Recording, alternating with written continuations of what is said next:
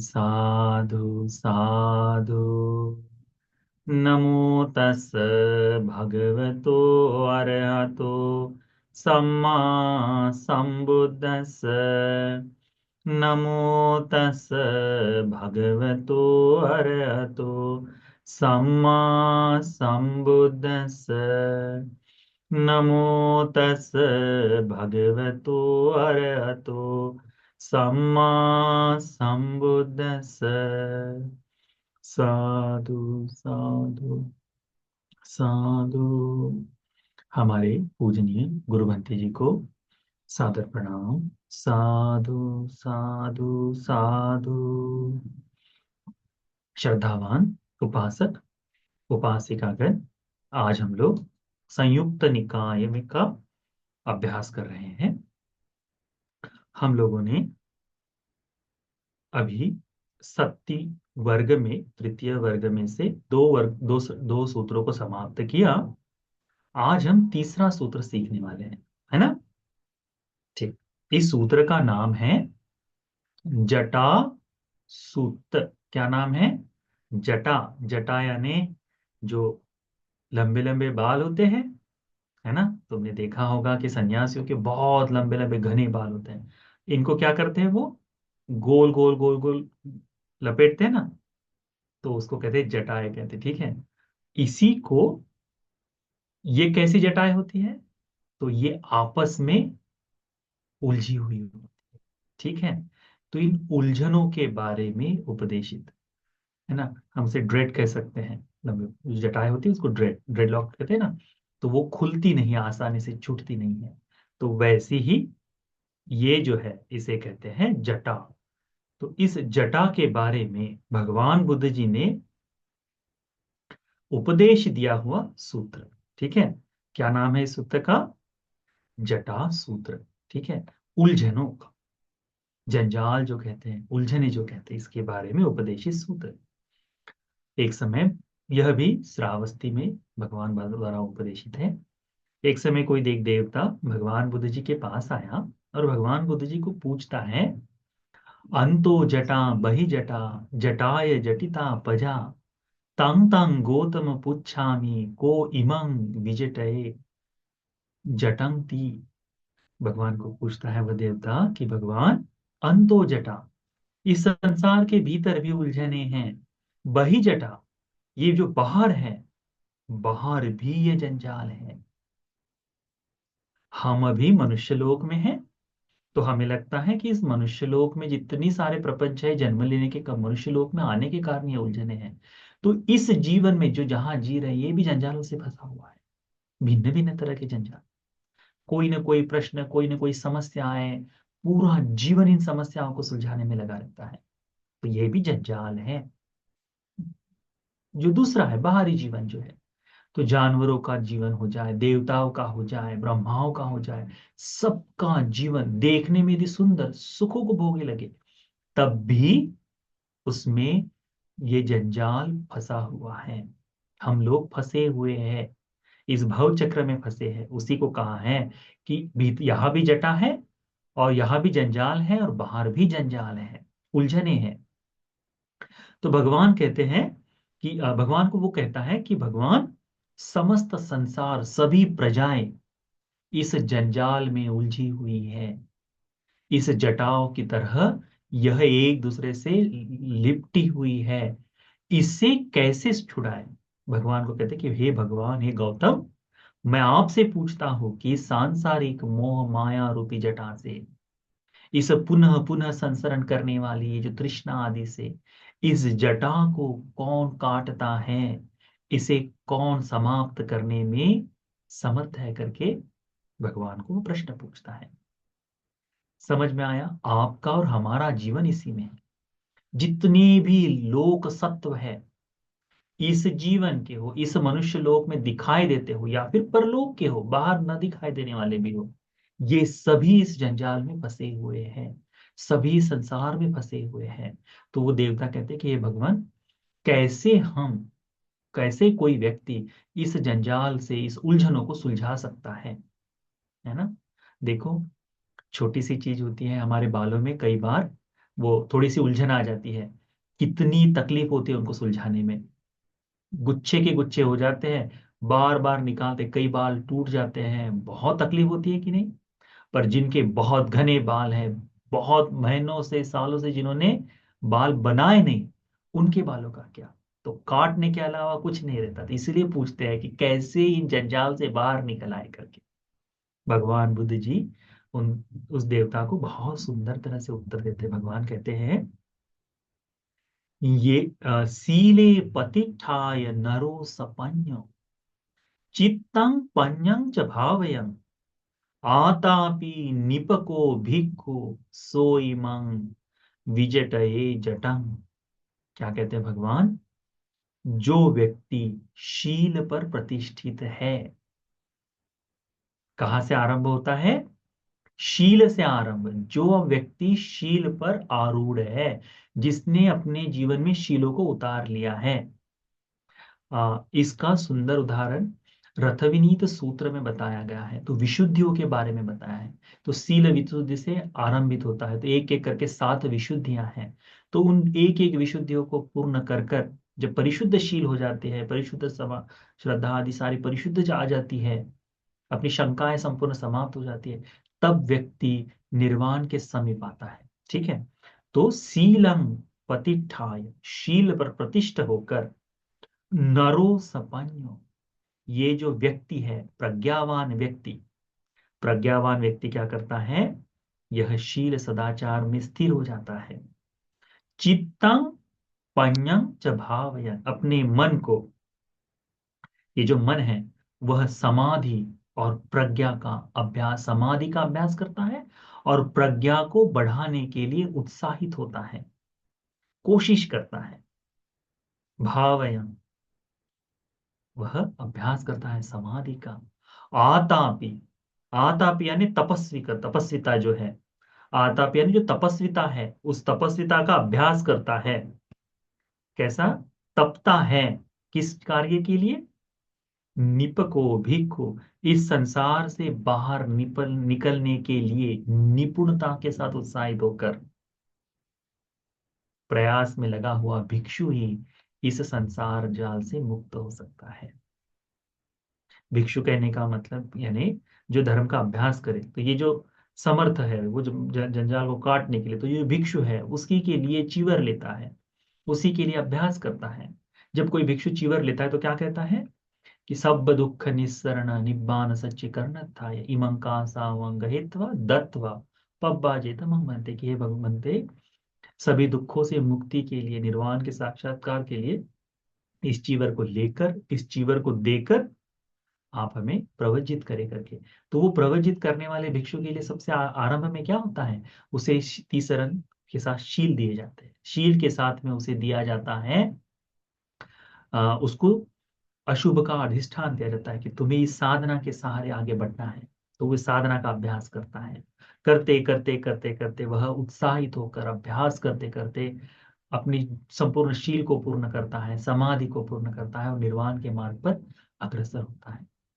ऐसा तपस्वी भिक्षु जो है, ऐसा उत्साही अभ्यास करने वाला, अपने धर्म को जानकर निपुण होने वाला व्यक्ति जो है, इस सांसारिक माया को सुलझा सकता है, कहते हैं इस बंधनों को, इन जटाओं को खोल सकता है करके भगवान बुद्ध जी कहते हैं। फिर भगवान पुनः कहते हैं, ये संग रागोच दोषोच अविज्जाच विराजिता खीनासवा अरहंतो ते संग विजटिता जटा। भगवान बुद्ध जी कहते हैं कि ये संग रागोच दोषोच, ये जो राग और द्वेष है,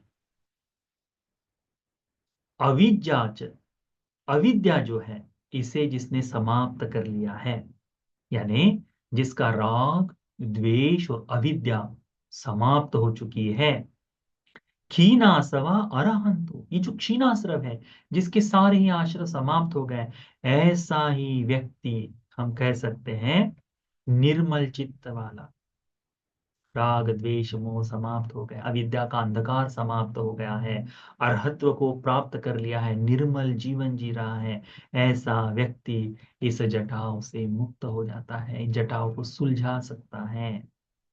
फिर भगवान कहते हैं यत्थ नामं च रूपं च अशेषं उपरुज्यति पटिघं रूप संज्ञा च एत्थे सा छिट्टते जटाति।